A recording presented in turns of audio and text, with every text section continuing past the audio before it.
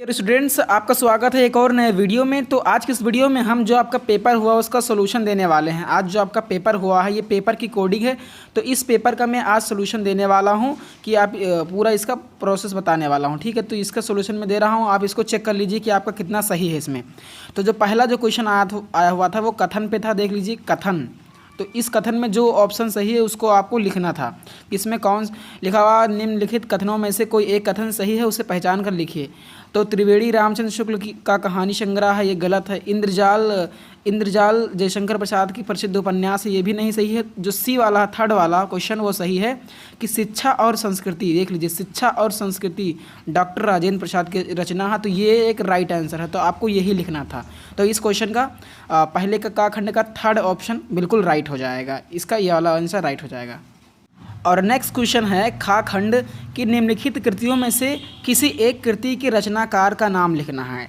तो यहाँ पर सिंपली अगर आप यहाँ पर देखें निर्मला ये सबसे आसान था। निर्मला जो कि किसकी रचना है, प्रेमचंद्र जी की है। तो आपको ये सिंपली लिख देना था निर्मला प्रेमचंद्र की है।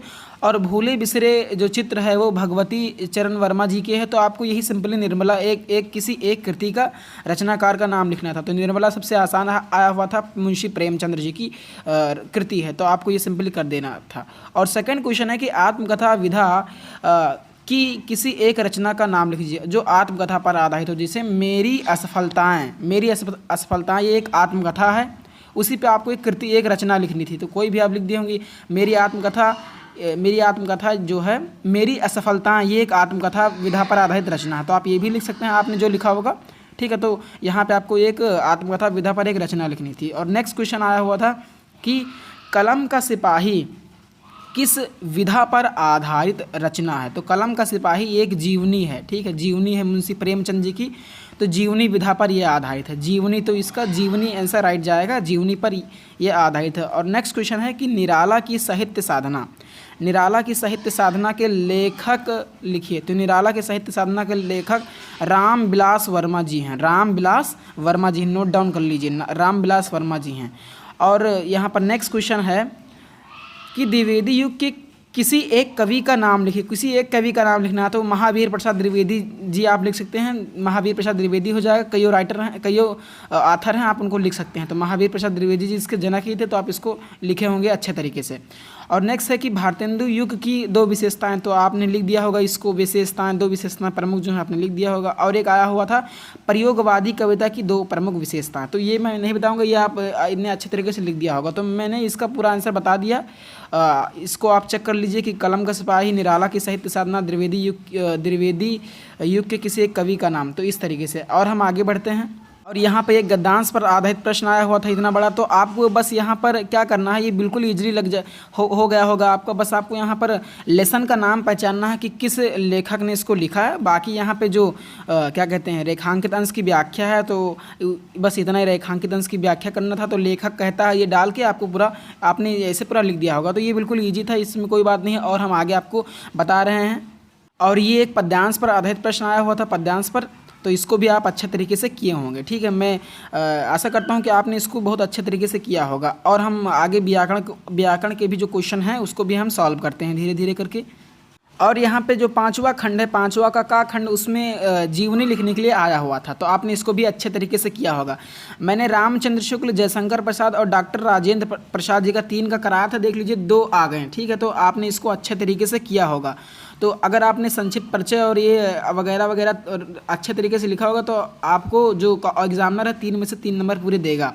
और नेक्स्ट आया था तुलसीदास मैथिली शरण गुप्त जी का आया हुआ था और सुमित्रानंदन पंत का, तो इसको भी आपने बिल्कुल अच्छे तरीके से किया होगा।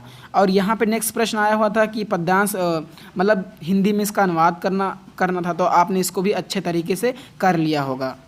और यहाँ पर देखिए अब आता है 7वां प्रश्न की अपनी पाठ्य पुस्तक से कोई एक श्लोक लिखना था। तो बंधनम वर्णम वयापि पर ये आपने लिख दिया होगा, जो श्लोक है बढ़िया वाला, इस तरीके से आपने इसको लिख दिया होगा। तो आपके यहाँ से 2 नंबर बिल्कुल पक्के हो जाएंगे। और इसमें क्या करना था, इसमें आपको हिंदी में लिखना था कि वाराणसी नगर कस्य कुले स्थित, ये वाराणसी नगरी मतलब ये पूरा लिखना था इसको हिंदी में। सो आपने इसको भी अच्छे तरीके से किया होगा। और ये रस, रस तो बिल्कुल ईजी, आपको यहाँ पे रस लिख देना, करो रस, हाथ से रस को उदाहरण सहित लिखना था।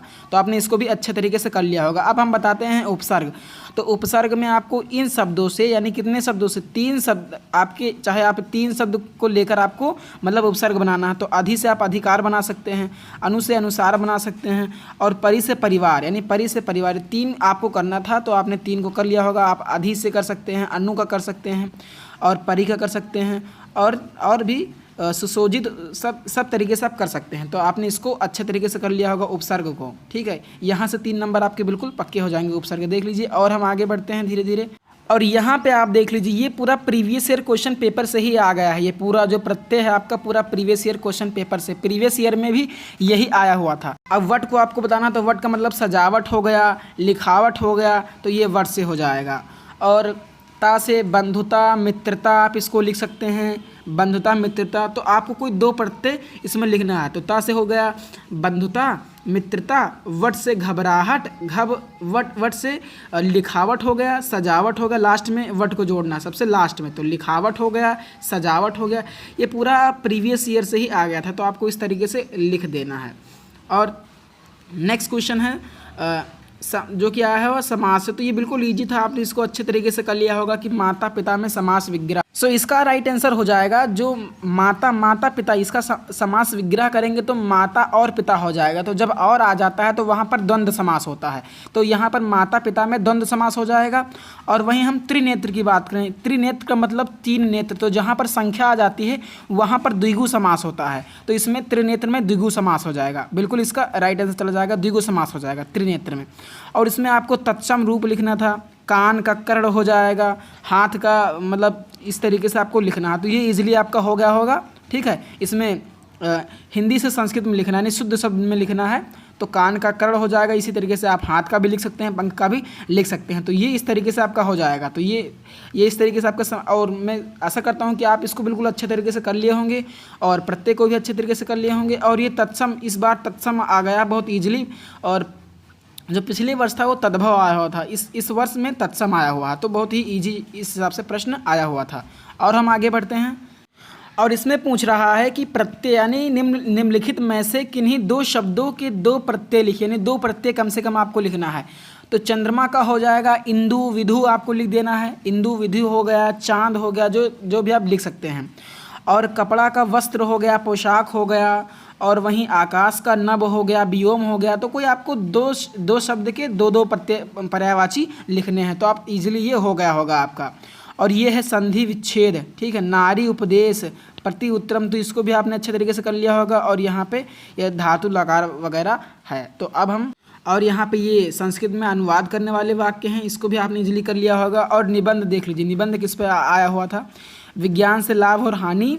तो आपने ये लिख दिया होगा। अगर इसको लिखा होगा तो इजीली आपके मार्क्स पक्के हो गए होंगे, ठीक है। तो आप कोई भी लिख सकते हैं यहाँ पर, विज्ञान और लाभ और हानि, ये बिल्कुल इजी था। तो आपने जो भी किया हो, लेकिन ये सबसे इजी था इसमें से। और ये यहाँ पे स्वपठित खंडगाप। तो आशा करता हूँ कि आपको ये वीडियो पसंद आएगा। वीडियो पसंद आए तो लाइक करें, और यदि चैनल पर नए हैं तो चैनल को सब्सक्राइब करें।